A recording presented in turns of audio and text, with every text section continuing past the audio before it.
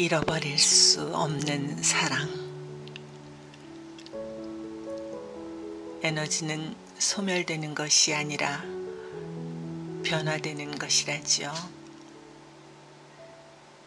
그래서 유한한 세계 속의 모든 에너지는 불멸한다는 것이 에너지 보존 법칙이라고 하고요. 이 법칙에 의하면 지구상의 공기나 물이 없어지는 것이 아니고 새로 생겨나지도 않는다는 것이죠. 순환 과정을 무한히 반복할 뿐 언제나 일정한 공기와 물이 존재한다는 것입니다. 그러나 에너지는 또한 처음의 생명력을 그대로 유지하지는 못한답니다. 즉, 처음의 분자 구조가 흩어지게 되어 있다는 것이 에너지 제2법칙인 엔트로피 법칙이라고 한답니다. 엔트로피란 에너지가 얼마나 쇠퇴하였는가를 보여주는 수치라지요. 날이 갈수록 땅과 물과 공기의 질이 점점 나빠져가는 것을 실감하면서 살게 되잖아요. 자연계의 에너지가 힘을 잃어가면서 자연의 질서에도 혼돈이 와서 감염병이 창궐하고 예상치 못했던 다양한 자연재해들을 더욱 자주 겪게 되는 즈음이잖아요. 그러니 지구도 어느 주기에 한 번씩은 전체적인 재정비가 필요한 시기가 오겠죠.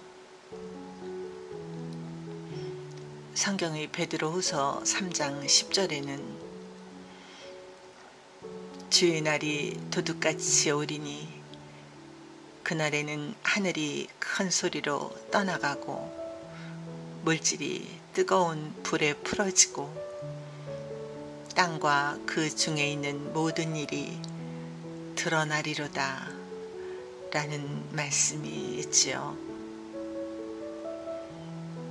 도둑같이 온다니까 예기치 않게 온다는 것이지만 요즘 같으면 언제라도 그런 날이 닥쳐올 것 같은 느낌이 들죠. 또 전도서 1장 4절에는 한 세대는 가고 한 세대는 오되 땅은 영원히 있도다 라는 말씀이 있는데요. 모든 것이 불에 타고 없어지는 일이 있어도 또 이 땅에는 사람들의 삶이 이어진다는 것이죠. 9절 10절에는 또 이런 말씀도 있네요. 이미 있던 것이 후에 다시 있겠고 이미 한 일을 후에 다시 할지라. 해 아래에는 새 것이 없나니 무엇을 가리켜 이르기를 보라 이것이 새 것이라 할 것이 있으랴. 우리가 있기 오래전 세대들에도 이미 있었느니라 라는 말씀인데요. 에너지가 소멸되지 않고 영원히 순환한다는 것을 물리적인 법칙에서 이해할 수 있는 것처럼 위 성경 말씀들을 통해서도 인간의 삶이 영원히 순환한다는 것을 이해할 수 있지 않아요? 유한한 공간에서의 에너지 무한한 운동은 돌고 도는 반복 운동, 순환 운동일 수밖에 없다는 것을 해와 달의 순환이나 계절의 순환 등 우리가 목격하며 사는 이 우주의 삶 속에서도 보면서 이해할 수 있습니다. 그런 사유체계 속에서 인간의 윤회도 이해할 수 있잖아요.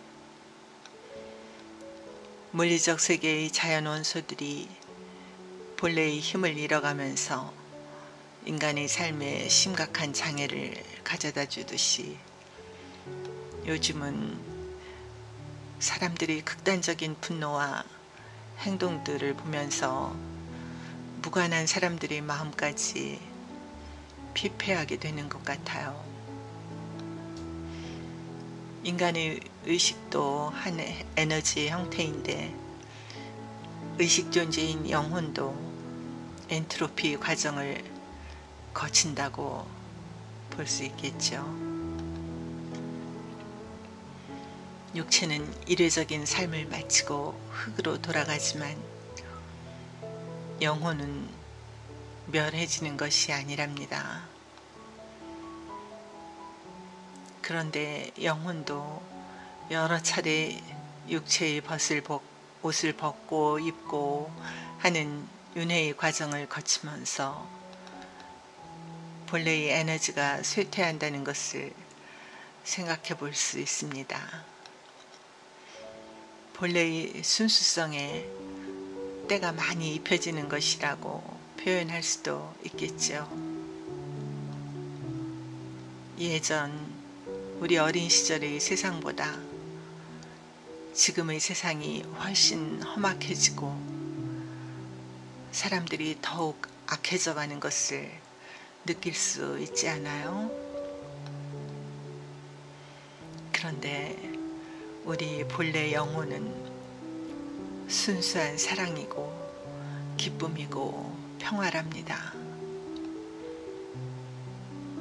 그래서 우리는 사랑받기 위해 태어난 존재가 아니라 사랑 그 자체랍니다. 그것은 신이 넣어주신 것이고 신은 사랑이라니까 영원히 잃어버릴 수 없는 것이랍니다. 우리는 온갖 바깥 세상을 헤매면서 사랑과 평화를 찾아다녀야 하는 게 아니랍니다. 우리 안에 이미 사랑할 수 있는 힘과 평화로운 영혼이 있다니까요. 물리적인 세상이 재정비되기 위해서 파멸의 수순을 밟는다는 것도 유념해야 되지만 더 중요한 것은 영원한 사이클 속의 자신의 영혼의 길이라고 생각됩니다. 오늘 고요히 침묵 속에 앉아서 육체적인 삶의 과정을 반복하면서 그 존재를 잊어버렸던 자신의 내면에 이미 있는 영혼의 그 순수한 사랑과 평화의 빛을 바라보실 수 있으면 좋겠습니다.